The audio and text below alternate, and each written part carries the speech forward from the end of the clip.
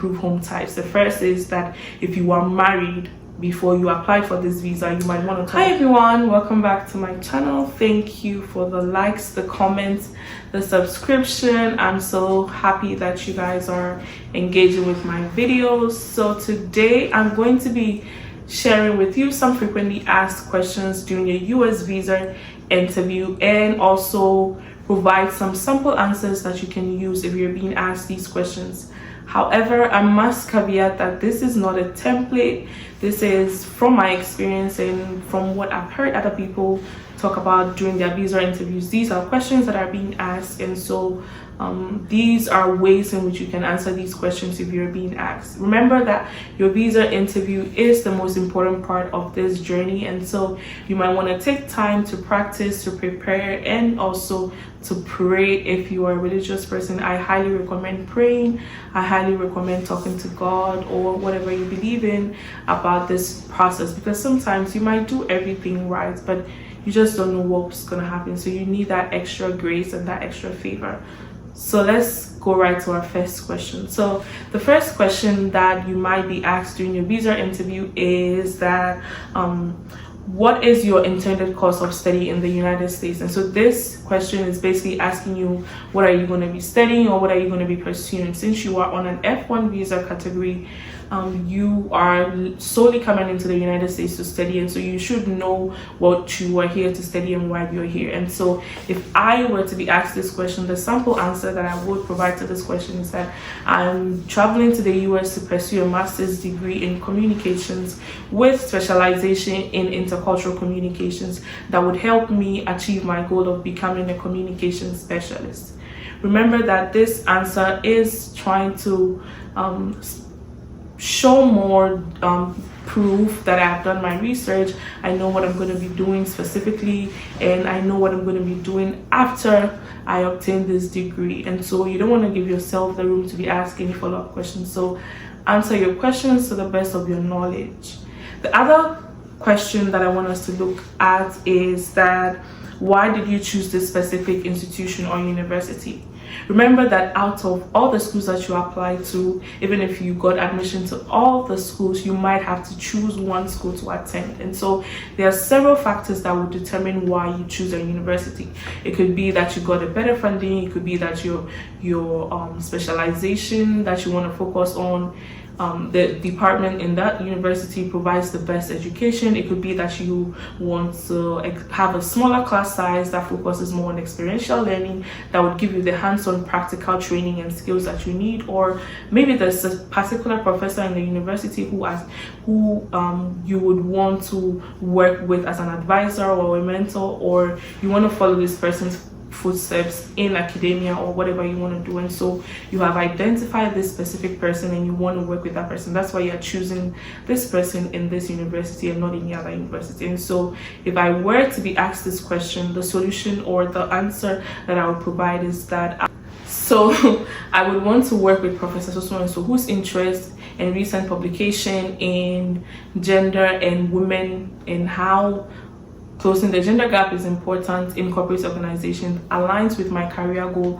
of being a corporate communication specialist. Or you can say that or you can also talk about why the university is the best fit for you. And so remember that during your statement of purpose, you talked about why you want to be admitted into the university. Maybe the department has award-winning faculty that you want to work with, or you like their smaller class size like I mentioned, or you were just drawn to the university because even during your inquiries and your research, and how when you reached out to the university, they were very welcoming, and so you felt at home. Remember, you're going to be spending 2 or 4 years of your life in this university, and so you want to choose a school that is the best fit for you.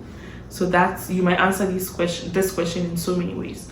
So like I mentioned earlier in the video, that this is not a template. Everyone's case might be different, everyone's majors might be different, everyone's situation might be different, and so you might want to find what really works for you when it comes to answering this question. However, the main things that you should establish when you're asked why you chose a university is not to provide generic answers. Like when you go onto Google and you find out things about the school, you know, there are generic answers that everyone will want to say about the school. But however, you want to personalize your experience as much as possible. Another tip that you can use is to probably go onto the university's department's website and find out what their mission and their vision is, and how that aligns to you, or how you just feel drawn to those things, and how you feel like thriving in an academic setting like that would be of benefit to you. So do your research, personalize your responses. Your case might be different. However, these are the things that you should look out for when you're being asked these questions. So the next question that you might be asked is that, how will this course of study benefit to your future or career goals? So in other words, how does this course align with your career goal? And so remember that as you were coming into the US to pursue an F1, to pursue a master's or a PhD, you are on an F1 visa status and you're solely here to study. And so after your education, how does this program fit into your career goal? What are you going to be doing with the education that you've obtained? And so you might want to talk about maybe how you, in the long term or in the short term, you want to achieve specific goals. And so you might want to talk about the fact that after education, you might want to be maybe A, B, C, or D, and so this program would help you achieve that.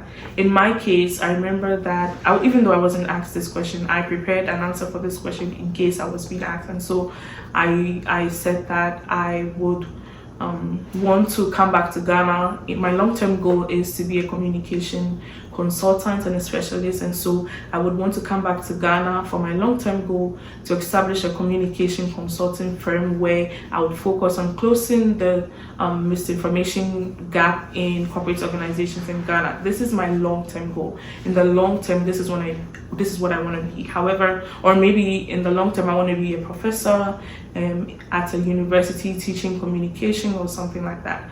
But for my short-term goal, I would want to be a communication consultant, or I would want to work as a communication consultant where I would use this knowledge and skills from this program to solve so and so problem. So remember that you always want to find a gap that you are feeling, and you always want to find an answer that kind of proves that you've done your research, and that you're not just going to get this master's degree or PhD because you want to get it, but at the end of the day, you have something you want to do with it. And so these are the lines which you might want to answer these questions. So you might want to talk about how it fits into your long-term, either your long-term or your short-term goal, or maybe what you just want to do with the degree after you're done obtaining it. So you might want to answer this question in this way. The other thing that you might want to do is that if you're being asked this question, can you explain your ties to your home country and how you plan to return after completing your studies? For me, this is the most important question. So visa officers are trying to establish or find out 3 or 4 main things from you. So they want to make sure that you know what you're going to do. They want to make sure that you have home ties back here, which you would be returning to, and they want to know that you are financially capable of taking care of your education. Remember, they don't want to give you the visa and you come here and you become a liability to the system. So you might want to prove these 3 or 4 main things, and these are what they usually look out for. And so the question about your home ties is the most important question. Remember that, I mean, every question is very important, but however, they want to make sure that you would return back to your home country. And so this goes back to the type and the category of visa you are applying for. If it is an F1 visa, you don't have any intent to immigrate. You are on a non-immigrant visa type, and so you don't have any intentions to come into the US and not to go back to your home country. And so you might want to clearly establish that and talk about that and make sure that you are letting them know that you're going to be coming back to your home country. And so there are so many ways that you can want to talk about the fact that you would come back home because you have a spouse or a partner who is here, and you have kids who are here, and you want to return back to continue your family with them. You'd also want to talk about if you have a company, or maybe you are an owner of a company, or you are working with a company who would require that you come back with the skills that you have obtained to come and help make the company better. You might want to talk about that. So if you don't own your own company and you work with a company and you talk about this, please be ready to provide any documents that proves that you'll be coming back. So this could be maybe like a letter from your organization, or a letter from your CEO or a letter from whoever, your HR, whoever you're working with. So you don't just say that you're going to return, you prove that you're working with so and so company and you want to return. So if you have a company and you own an organization by yourself, it could be an NGO, it could be any small business or startup that you have, you might also want to prove and show documents that you own this and you work with this institution and you want to come back. And so if you have an NGO, you might want to say that, okay, I'll be returning back to my NGO to make sure that the knowledge and the skills that I've obtained I would use to mentor and empower girls who want to be in the communication space and who want to do this in the long run. So you want to clearly establish home ties.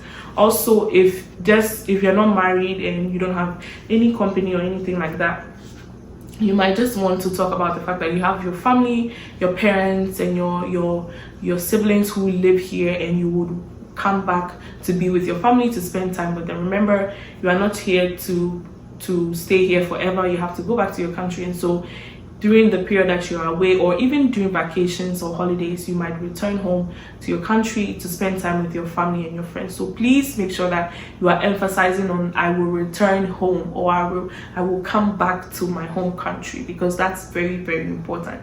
You don't want to make or show any intent of immigration to the visa officer. That is an automatic denial. So please take note of that. The other question that you might be asked during your US visa interview is that, do you have any family members or relative currently living in the US? In other words, do you know anyone in the US?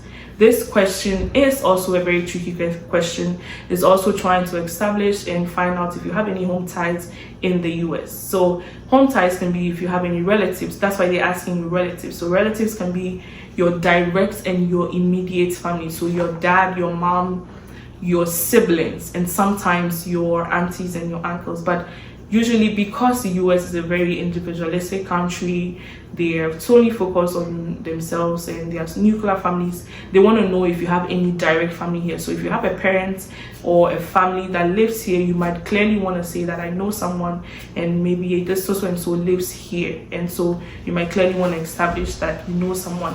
And in other words, one thing that you might want to avoid is that if this person is not your direct family member, or this person is your family member, direct family member, you might want to mention that. But if this person is your mother's bestie, or your father's childhood friend, or your auntie's classmate, or their schoolmates, or whatever, you might want to kind of avoid talking about that, because these people are not your direct family members. So look out for those things. Not your mother's friend or your father's bestie or whoever that is not really your family member. Remember, Africans, we have the nature of calling everyone our aunties and our uncles. So if this person is not your direct family member, you don't know anyone in the US. Otherwise, you know somebody. However, another thing that you might want to clearly establish is that you don't know anyone, but you have been in contact with that's if they ask you if you've been in contact with anyone in the US. So you can talk about the fact that you've been in contact with your designated school official, or your head of department, or your advisor, or your mentor, or anybody from your university or your institution. And so make sure that you also clearly establish that even if you know somebody, this is who I know, and this is how I know the person, and this is how important this person is in the process for me. So make sure you take note of that. The other question that you might be asked is, how do you plan to finance your education? Remember, this is very, very important. So you are coming here as a student, and if you have not been awarded any kind of funding, you would have to pay out of pocket for your tuition and other living expenses. And so how do you intend to fund your education? You can, if you have been awarded a type of scholarship or fellowship or assistantship or anything, you might want to talk about the fact that your department has awarded you with this. And also, if you have someone who's supporting or someone who is also pushing you to fund, you might want to talk about that. So if you've been awarded the funding and you have a deficit, the deficit means that if they take out the money that they're sponsoring you with, you still have something to pay. That's a deficit. So if you have a deficit, you might want to provide a bank statement to prove who is going to be catering for that. And so if you mention whoever is going to be catering for your deficit, please be ready to talk about why the person is sponsoring you. So you can talk about the fact that the person believes in your academic capabilities or your academic potential, or you work with the person and the person feels like you have maybe some kind of skills that they might benefit from. That's why they are funding your education. And so how do you plan to fund your education is also one of the most important questions. You don't want to come into the system and not be able to cater or fend for yourself. So if you have a scholarship, talk about that. If you don't have a scholarship, you might want to say that I have so and so person sponsoring me with this amount of money. This person does that, earns an annual income of this, and also is sponsoring me because they believe in my educational capabilities or whatever it is. So you are answering the question carefully, tactically, and making sure that you provide every information the visa officer might need to make a decision about your case in 2 minutes or 2 minutes or more. So you don't want to give yourself the room to be asked follow-up questions. You don't want to say that, yes, if they ask you, oh, do you have funding? Yes, I have funding. Then you're waiting for them to ask you the next question. How did you get this funding? Why did you? That's going to prolong the interview, which they don't want to do. Remember, there are a lot of people that are at the visa interview consulate that needs to be interviewed, so they don't want to waste time on your case. So answer your questions clearly, concisely, provide every detailed information so that you don't give yourself the room to be asked follow-up questions. So this is how you might want to answer this question. Another question that you might be asked during your US visa interview is, what do you plan to do during your time of studies? So during your time of studies literally means that what are you going to be doing during vacations and holidays. So if you plan to apply for CPT, which means that for any practical training that would give you hands-on experience in your field of study during vacations, you can also talk about that. However, if you want to come back to your home country to visit your family during holidays and breaks and stuff like that, you might also want to talk about that, because they want to find out what you're going to be doing and where you're going to be at and stuff like that. So if you have any plans to travel, to go somewhere, or to do any kind of internship, which I recommend that if you're asked this question, focus on answering about internships and kind of anything that is related to your studies, so that you answer the question correctly. So another question that you might be asked is, have you been to the United States before? This is a very basic question. So if yes, what is the purpose and how long did you stay? So remember that they want to know if you have been into the US before, or even if you haven't been into the US before and you have applied for US visa before and you were denied, you might want to say yes, because the moment you say no, you are contradicting, you are lying, and you might be denied. So saying yes means that even if you applied and you did not get the visa, they already have your information and your data in the system, and so they know what you have done in the past and things like that. And then if yes, how long did you stay? They want to focus on the fact that if you, when you were given the visa, you didn't overstay your visa and become like an illegal person in the system. So they want to find out if you adhere to immigration rules and regulations and return when you were supposed to return, or you overstayed your visa, which might be a red flag. That would mean that if they approve this visa and your time is up, you might overstay again, which would result in a denial. So make sure that you speak the truth. Make sure that if you have been to the US before, you say yes. If you have not been, say no, and just be honest and truthful, because they already have any information about you if you have been to the US before. So you might want to take note of that. Another question that you might be asked is, that I want to talk about, is that you might want to take some time to do your due diligence and your research. And so there are different states in the United States. There are 50 states. There are so many cities in the United States.